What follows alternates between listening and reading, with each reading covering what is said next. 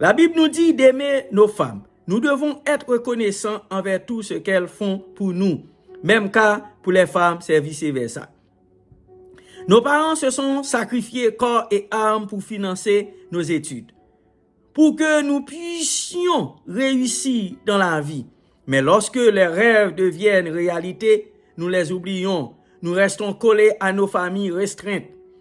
Ne soyons pas comme les Israélites au désert qui ont régné leur Dieu. Vous avez suffisamment d'argent, mais vous ne songez jamais à vos parents, votre famille élargie qui souffre pourtant. Aujourd'hui, les chrétiens sont devenus ingrats envers leur Dieu.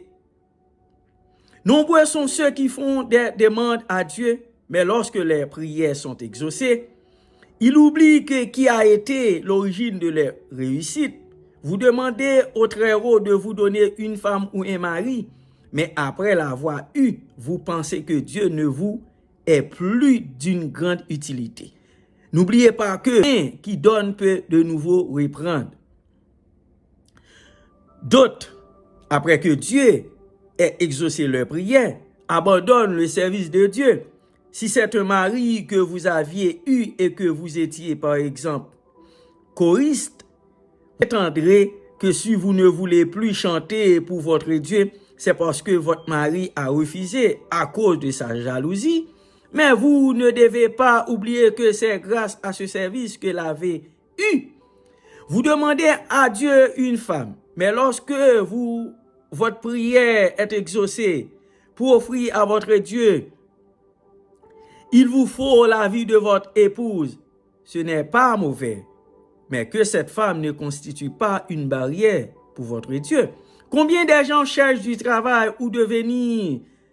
Mais si vous êtes ce que vous êtes aujourd'hui, n'oubliez pas que Dieu vous a été d'une grande utilité.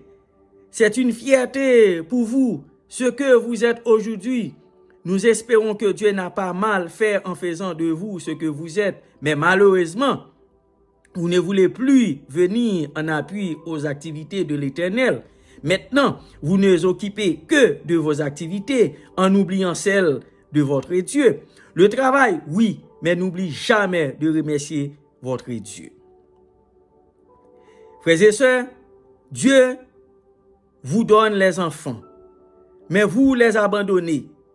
Suffisez-vous de ce que vous avez et avec ça apportez votre contribution à l'avènement de l'œuvre de Dieu. À cause de l'irreconnaissance, certains Israélites ne sont pas arrivés à Canaan, la terre promise. En étant reconnaissants, mes frères et